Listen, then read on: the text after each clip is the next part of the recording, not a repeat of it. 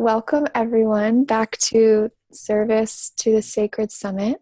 I am here with Lady Dane Figueroa Aditi. Hi. Hi. So Lady Dane is known as the ancient jazz priestess of Africa, and she also has Cuban and indigenous heritage, and hopefully you'll get to share with us about that. And she is an author and a healer and oracular activist and an advocate, and she's also the first trans woman of color in DC to publish fiction. So we are so happy to have you here today, and I'm really excited to get to know you more. We've been connecting a little bit, and why don't you tell us a little bit about what service to the sacred means to you, and how you've gotten to be able to claim this title of priestess. I have so many questions, but let's start there. I think that service to the sacred is different for everyone. I think that we all have a special anointing, as they would say, or calling and particular gifts. And I think that for me, the way that, when I think about service to the sacred, it means basically aligning yourself with your most whole self, your most healed self, your most aligning yourself with the part of you that you've always wanted to be, which often for many people, before the trauma, before the pain, before the hurt, before all of those things, is a divine being operating as a gift to the world. And so I think that that's really what it is. It's about healing. It is about holing, as they say, WHOLING. Yeah. And about returning to, I always say it's a return to she for me, a return to the goddess way, a return to indigenous practices, a return to a version of divineness that is so completely beautiful that there is no trauma there. When I feel it, there is no trauma. When I feel it, there is no pain. And that it is almost a tearing away of those things from the all. I guess that's That's so beautiful. That's really beautiful. And I can imagine, actually I cannot imagine, but I wonder that in your position and like your identities, how being a trans woman of color has been a part of that coming back to wholeness. Because I know that trans women of color are particularly the most vulnerable population in the United States, at least, and how dangerous it can be. So talk to me about that coming to wholeness. A lot of my work centers around decolonizing, and decolonizing in a way of taking indigenous viewpoints, indigenous practices, the ones that work, the ones that do not. Because, we have this kind of like Bengali, or this kind of very utopian idea about colonization. And I don't think it was a perfect world in many ways, but I think that it was a world that honored us all, meaning indigenous practices, indigenous ways. And so a lot of my work centers on that taking of those indigenous practices and then placing them in a context of 2017. So how do we actually utilize those practices now to facilitate wholeness and healing? And I do that through art primarily. And so as a trans woman, it is historically proven, and it is fact that transgender nonconforming people, we didn't have this word trans back then, but people like myself, these trans identities were sacred. And many indigenous cultures across the world.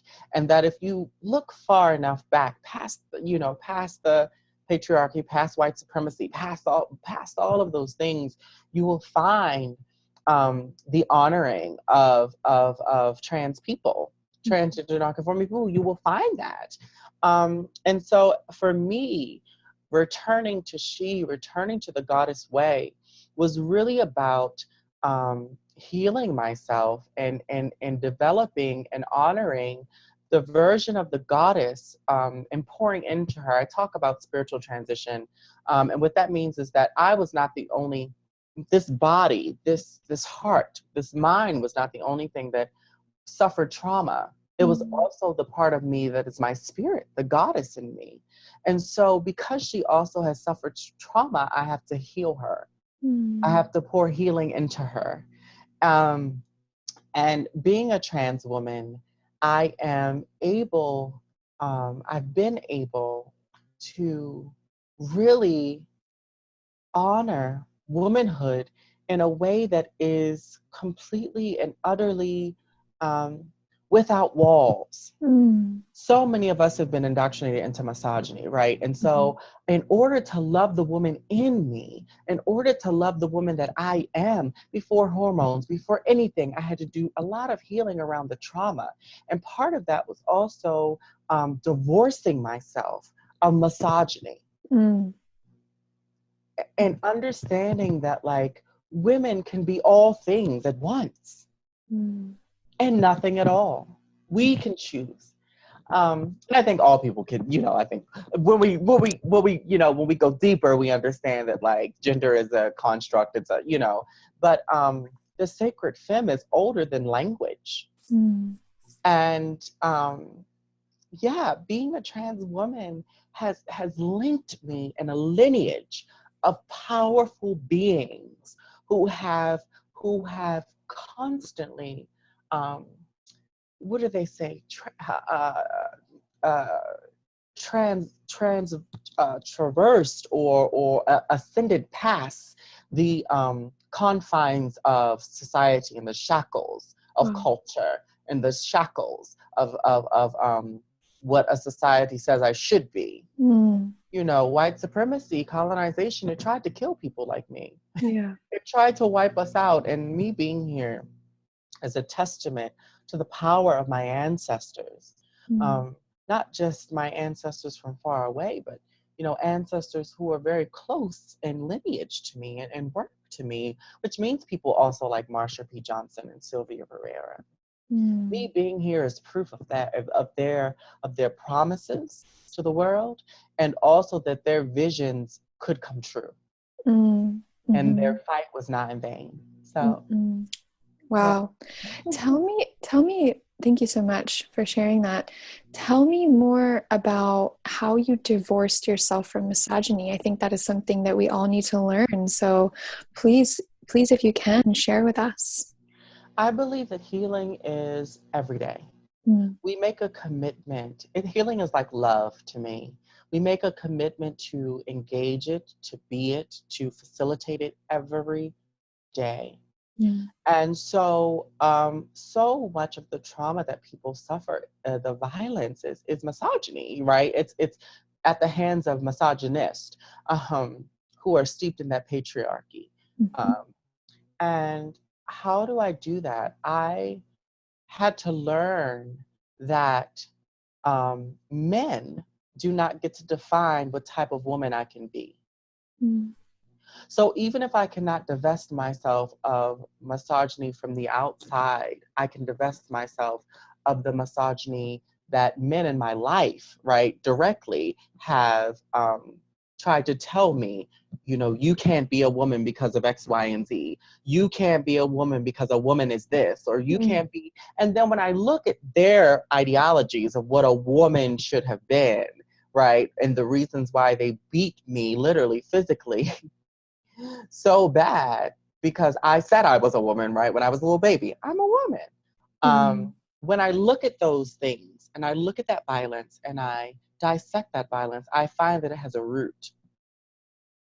That root is misogyny. That root then is linked back to white supremacy, because my indigenous ancestors didn't believe that. My indigenous ancestors said, I can be whoever I want to be. Mm. And so then I go, okay, it's linked to that. How do we get white supremacy? Colonization.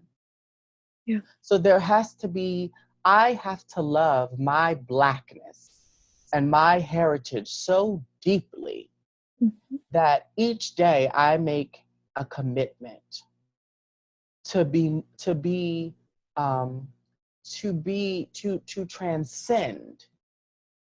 transcend society's idea of what is a woman. Mm-hmm. Mm-hmm.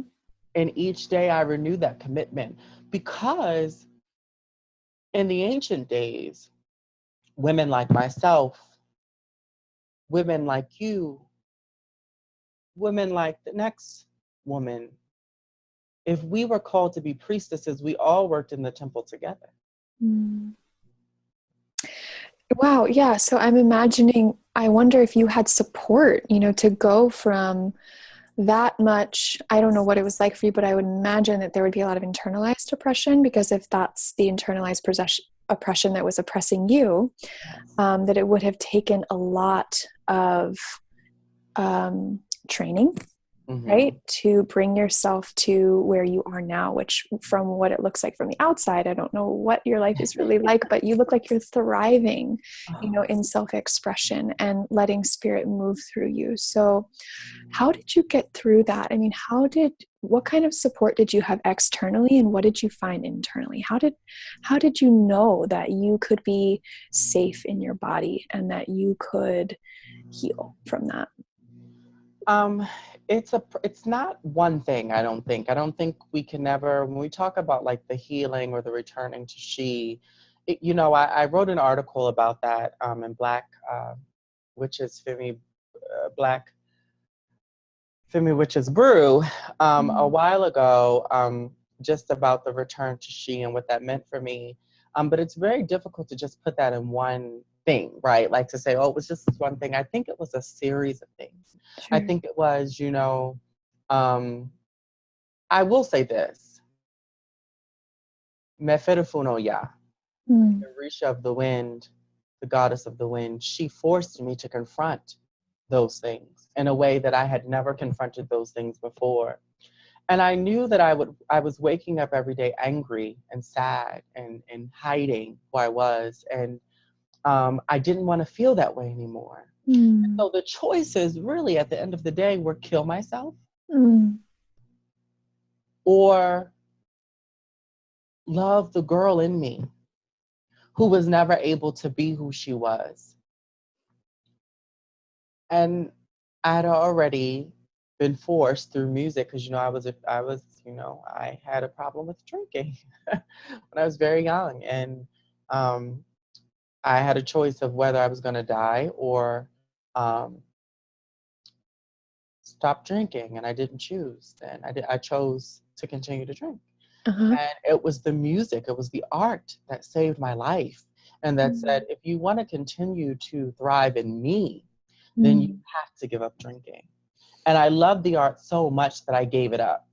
So I'm confronted again, right, as I'm older in my life again with, you either are going to end your life or you are going to fight for it in a way that you have never believed or been given the ability to fight for it before.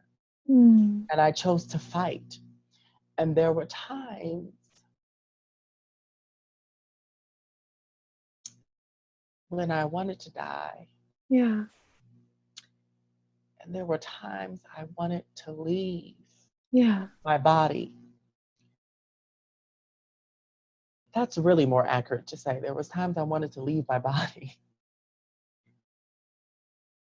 But it was almost like this army of spirits, this army of people Mm. was saying no. And each time I wanted to just let go of their hand, they wouldn't let me. Mm. And I contemplated, oh, you don't know that Yahweh year for me was hard. And there were times I didn't want to be here. And the universe just continued to say, no, you have to stay. And I said, but what am I wanting to go? I wanted to take agency over my own life. And they said, no. Mm. And I got to a place when I did a show and I played the leading lady. Mm.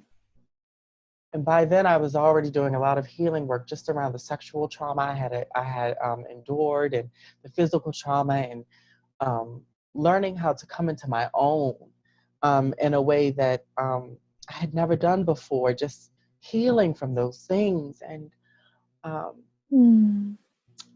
I remember playing Cordelia McLean, and I remember that I sat down with one of my brothers, one of my artistic spiritual brothers, Louis Feimster, and I said to him, I am going to come out. Um, I'm going to tell everyone that I'm trans. I'm no longer going to play men on stage anymore. Mm.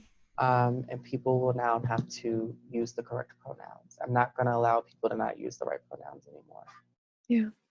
And I did that. And the rest is history. Sometimes it was hard then. I was homeless. There was a lot going on. And Wow. through that, there were people who came in and out of my life. Some have stayed, some have been let go of, who loved me in a way and were mirrors to saying, you can be who you want to be. You can be who you've always been destined to be. And sometimes these people hold the mirrors and they leave, and sometimes they stayed. So your original question was like, who was the community? Who? It was a lot of people. It was a Mm. lot of people who held the mirror for me. A lot of people. I have an amazing um, group of people in my life now who I just absolutely adore. Um, and so, yeah, and that is so many more people to name, but people have come in and out, and some stayed. But I've always been sisterhoods find me. They find me often in my life. And to be honest with you, I also found men in my life, not men who wanted to be loving and kind to me, Yeah. men who wanted to be big brothers, and men who wanted to be knights in shining armor, and men who wanted to love me in ways that the men in my family never, ever did. Right. And it was beautiful to see, these trans and cis men just love on me the ways that they did, and in many ways sometimes protect me, Mm. in ways that I had asked the divine to send men in my life to protect me. And so it was great, and to have these sisters who um, were invested in my smile and were invested in loving me, and indoctrinating me into the sisterhood of joy and abundance and healing and love. And so I have sisters around me now, um, of spirit, who are absolutely amazing. Some of them are fellow healers. Some of them are divine artists. Um, some of them are both of those things. And so it's been a joy. Um, and Mm. I have a man in my life as well now who is absolutely incredible. Yeah. Um, and I would not have been able to recognize that this was love 5 years ago. Mm. And so returning to she, loving the divine, divesting myself of misogyny, all of the work that I have done have also allowed me to recognize romantic love as well, Mm. which has been joyous. Yeah. Great. Yeah, you deserve all the love in all its forms. Thank you. Yeah. Thank you so much for sharing that part of your story. It's really beautiful to hear your journey. And I love how you said there was like an army of angels, or just like an army of spirits is what you said. Yeah. Because I often have this experience of an ocean of angels.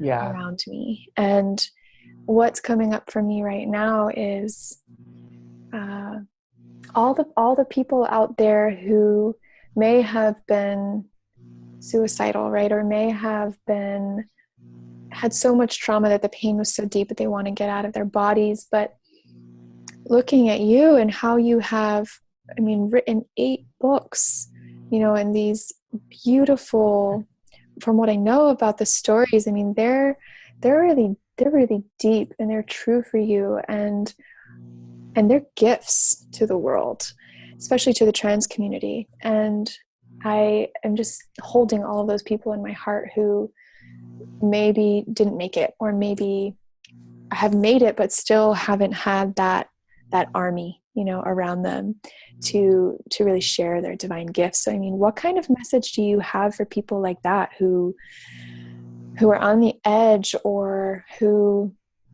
don't even believe that they have that gift that they were born with? My message is twofold. Well, for them, I say, I love you. Mm. I'm working on getting more money so that I can be able to be more financial support to my community as well, Yeah. to members of my community as well. Um, I love you. You are amazing. You are a part of a divine lineage. Mm. And you are gods on earth. You are divine beings on earth. Um, and your stories, your lives mean something. They Mm. mean something. For those who I speak to those now too, so maybe threefold, who have passed on and who have chosen to leave their bodies. Um, may the words spoken about you be sweet.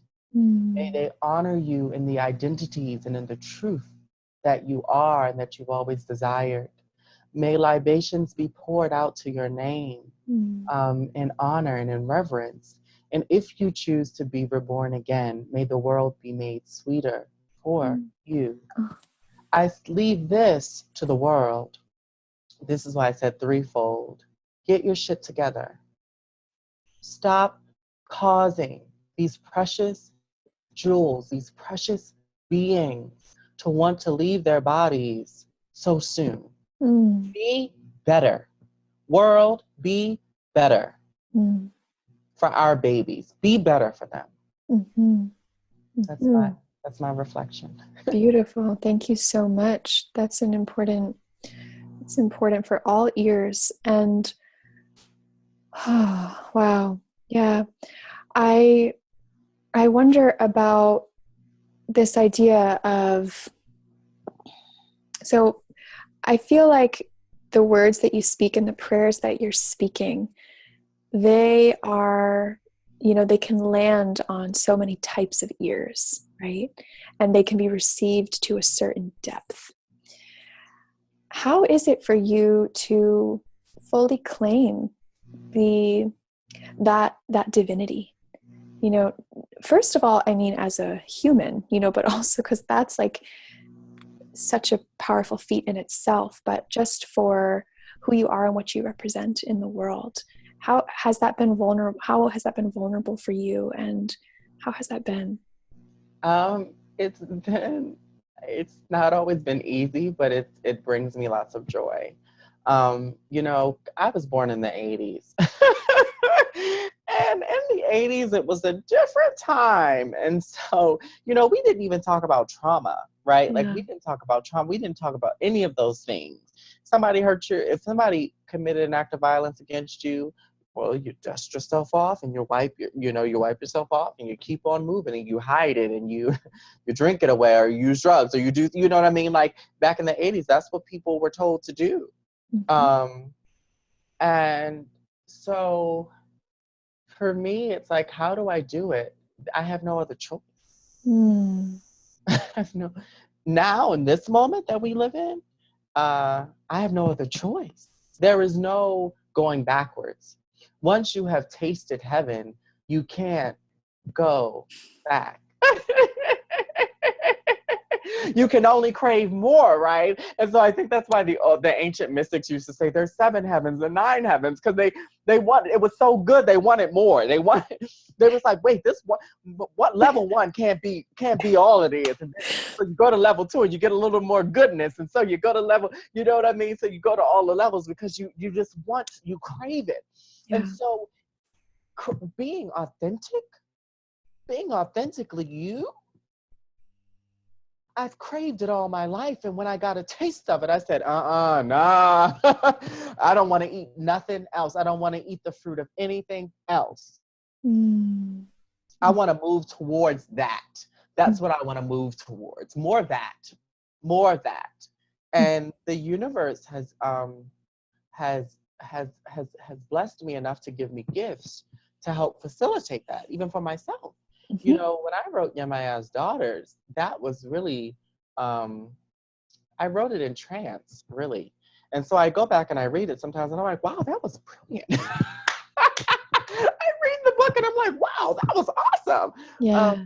But, you know, when people read the ending of it, I wanted the ending to be so different. And of course, I believe that characters, you know, they write their own endings, right? But I wanted the ending to be so different because I could never believe that whatever happened could be so sweet. And I'm not giving anything away from the ending. People should still buy the book and read it. But, you know, I also think, to be honest with you, the world, people have worked hard to prepare ye the way, as they say, to prepare the world for me. Yeah. If I was born in the 20s, I would have been born too soon. If I was born even in the 70s, I think I would have been born too soon. I think that the universe and people not even knowing. One is my trans auntie, you know, we were just talking about my trans auntie today, was preparing the way for me. And you know, my sisters who are my sisters of this generation. Now, does that mean the world has more work to do? Yes, the world still has to honor and recognize us, and still has to stop killing us, and still has to give us our rights, and still, you know, those people who call themselves our sisters who are not trans, and our allies and comrades and all of those things also have to be in alignment with making sure that we're okay. Yes. But I think that in many ways, there were people fighting for people like me long before I even decided to be born again in this body. And they were preparing the world for me. Yeah. Yeah. You know, I've had this feeling in my heart, you know, as a woman who I am placed in several dominant identities and struggling myself with being authentic and struggling myself with sharing my ministry or just claiming my divinity. The feelings of like, oh, who am I to claim divinity? And I just have such reverence and gratitude for the, you know, the people out there choosing to be born into vulnerable bodies, and how courageous that is, you know, with how much violence and oppression there is right now. And yeah, my eyes are just looking up, you know, they're just looking up at women like you, you know, to just like pave this path of, if you can come out of the violence and the misogyny and, you know, the addiction and all of that, it's like, if you can do it, there is no excuse for all these other people out there, who don't even know how beautiful and powerful and safe they can be. So, I mean, thank you from the bottom of my heart. How does that land? I laugh not because I'm you know, I laugh because we're in the era of cis white men acting like babies. Yeah. Acting like children, acting like pouty little babies. Yeah. And so and also cis white women, right? Also cis white women also acting like pouty little babies when they're being called into accountability around their positionality within the hierarchy of structural oppression. And Yeah. so I always, I was thinking about a conversation I had. Oh my God, he's going to be so mad at me. I was thinking about a conversation with someone that I was having like a while ago, and he had apologized for the conversation, but I was like, I am working very hard. And I was like, Mm. I often work very hard. And now I have a Patreon, right? So now I'm actually asking people to like be patrons of my work so that I can Yeah. have stability. But there are times when I do this work and I got $10 in my account. Right. And I'm like, and I'm a Black trans woman, and so I went to this particular person who is white and cis and a man, and I said, he was telling me the story, and I said, okay, well, get out of your feelings. And I said, well, you know what? Better yet, get back in your feelings. Mm. And I said, get comfortable with being uncomfortable. Get comfortable with following my leadership. Mm. Because when I know what I'm talking about, I know what I'm talking about. Mm. I'm the type of woman that if I say I'm going to lead something, it is because I am confident that I have the wisdom to Mhm. lead effectively. Mhm. So if I said I'm going to lead this initiative in this particular place, in this particular spot, get comfortable with being uncomfortable, because now you have to listen to me. Yes, because when I tell you the things to do, trust me. Yeah. Just trust and believe, right? Have faith in my leadership. I know you weren't raised to do that. I know that society told you that you shouldn't do that. Yeah. But just trust and believe and watch what beauty happens. Yeah. Watch what amazing things happen when you do that. Yeah. When you really are following my leadership on this initiative. Right. Watch what happens. Mm. There'll be less mistakes. Mm. There'll be Mm. less mistakes. There'll be Beautiful. greater successes. Mhm. So that's why I was chuckling a little bit, because I feel like I have this conversation a lot of times because of the work that I do, because I am a Black trans woman in a community of predominantly cis people, um, and predominantly white cis people, Mhm. meaning the theater community, right? I'm constantly having to have these conversations of, just open yourselves to the experience of trusting that just because you've been taught it all your life doesn't make it right. Right. Yeah. Yeah. I love that. Thank you for sharing that. And it's like people born into vulnerable bodies have survived, like you're talking about these lineages and even just your own life. It's like, let's learn from these people for We have once. the blueprint. You know what's so interesting? I think about how this last election, right? And Mhm. I don't like to give the creature lots of space. The I like to creature. think of him as I like to imagine him as a newborn. Oh, he's not. But I was so I like, so I like, so but I remember I thought about how in this last election, everyone was preparing for one person. Yeah. And the universe said, just wait, gotcha. Mhm. And I recall having a conversation with someone, and I said, well, if you just listen to Black trans women, we could have given you the blueprint for how to deal with this surprise, because so many people hadn't prepared, right? They hadn't prepared because they just believed. They believed in the American dream so much that they had ignored how the American dream was failing them, even as they were trying to say they were fighting for it. Yeah. And so I'm like, pulling back, that's, I feel like when I was, when I was in belly dance, we talked about Maya, the illusion, right? Um, and I understand that that's a cosmic illusion that but like this pulling back the illusion.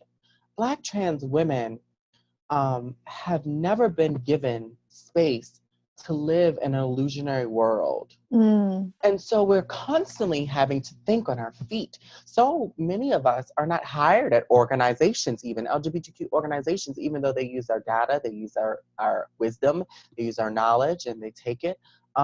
So we're constantly having to think about reinventing the wheel, finding new ways to fund our lives, right? So many of us do the work and are live and die broke. Yeah. I think about so many of my elders who, are still struggling, even though they gave so much to not just trans youth, not just LGBTQ youth, but to everyone. Mm. And so I think about how Black trans women have always, often been at the forefront for innovation, Mm. innovation and survival, Yeah. innovation in movement work, innovation in art. Yeah. And so we need to get back to, I believe that I believe that it will serve the world and all of us better if we honor artists more, if we make sure Mhm. that the artists are okay, Yeah. and that we're honoring the most oppressed in this system, which are Black trans women, Yeah. disabled folk, Yeah. undocumented folk, Yeah. and pouring into the lives of the most oppressed, whether that's with a dollar, whether that's with, when I say dollar, I mean money, whether that's with money, whether that's with resources, whether that's, in a way that allows for us all to thrive. Because when we all thrive, we would be living in a utopia. We Yeah. would be living in heaven. Yeah. Bringing heaven back to earth. Right. Then our babies wouldn't want to leave their bodies so soon. Mm. Yeah. So tell me, Lady Dane, what kind of world are you birthing through your femininity? What is it that you are creating for us? And thank you. I am working hard. I'm hard at labor. Um, working on birthing a world that is absolutely breathtaking. Mm.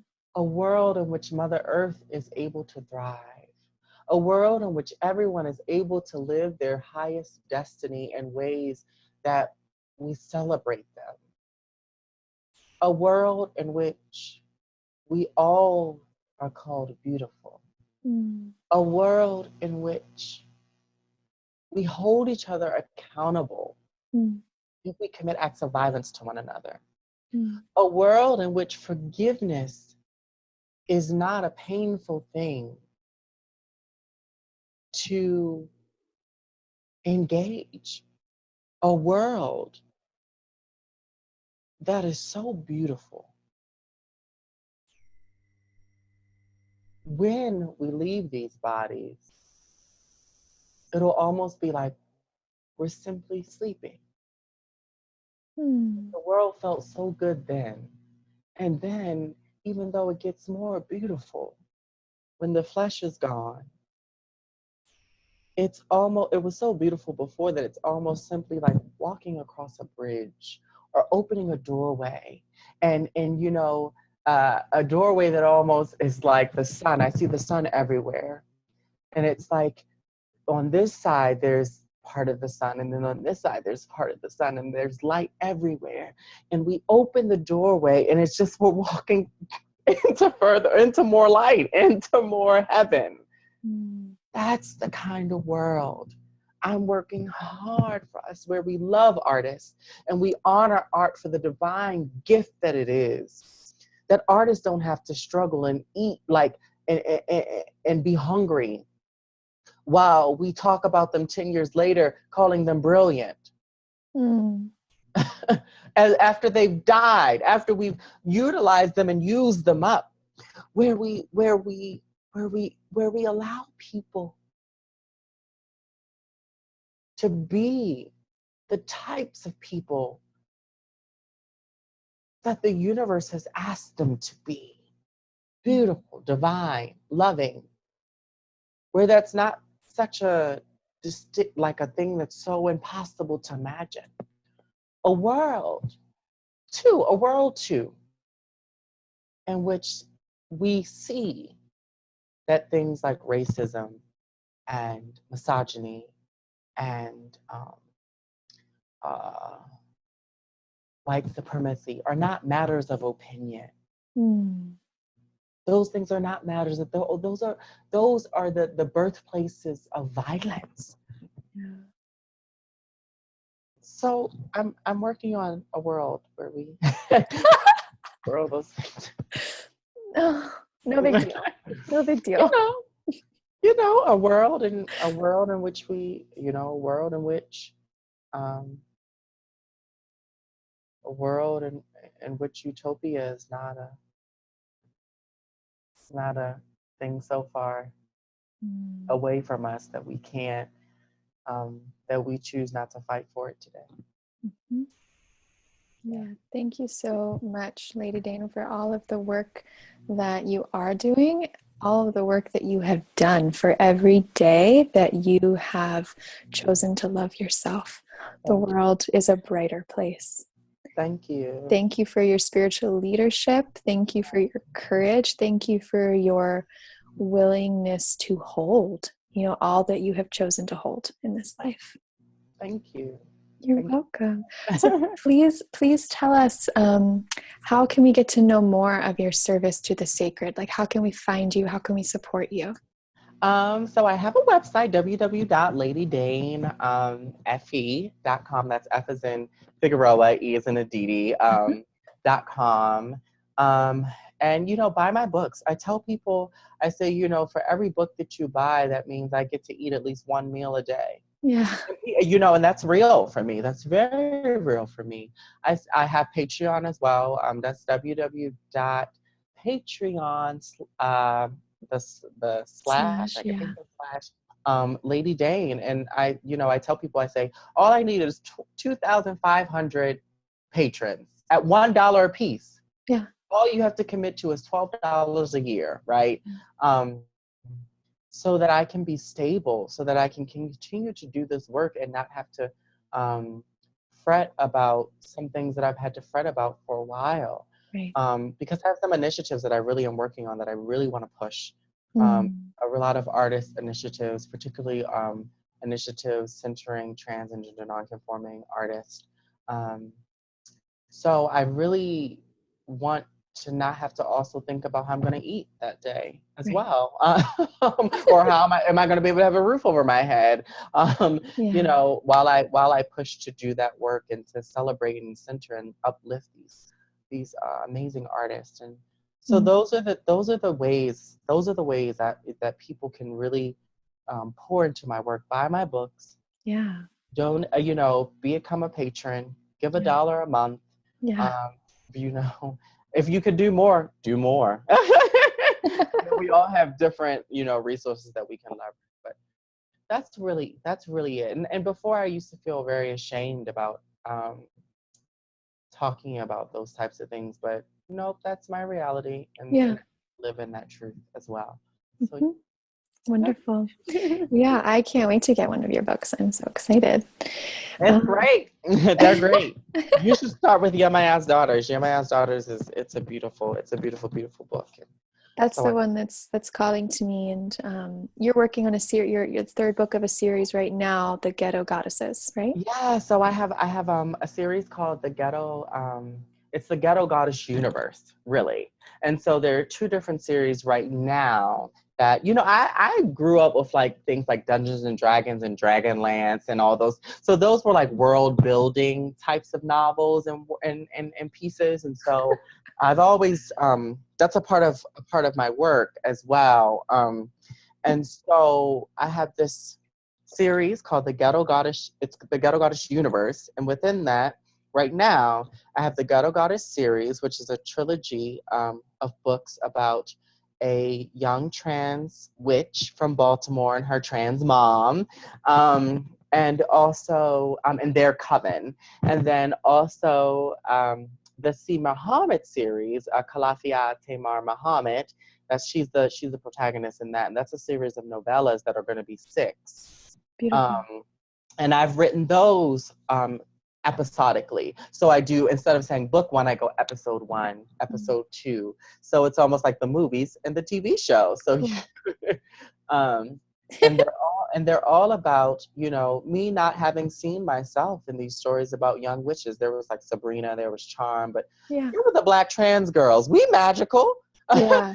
So I wanted to really make books that centered Black trans women who were also magical, or witches, or priestesses, or you know. So Yeah, like the original healers, the original priestesses and witches. I mean, it's the most ancient thing that we know. So thank you so much for birthing that into the world. Thank you so much for everything that you shared so courageously and vulnerably. And thank you for your prayers too. Thank you so much for your prayers. thank you. And I can't wait to share this with the community. So bless you. Thank you so much, Lady Dane. And yeah, please take care. Continue to take care of yourself. You too. Have a beautiful evening. Okay. Bye-bye. Bye.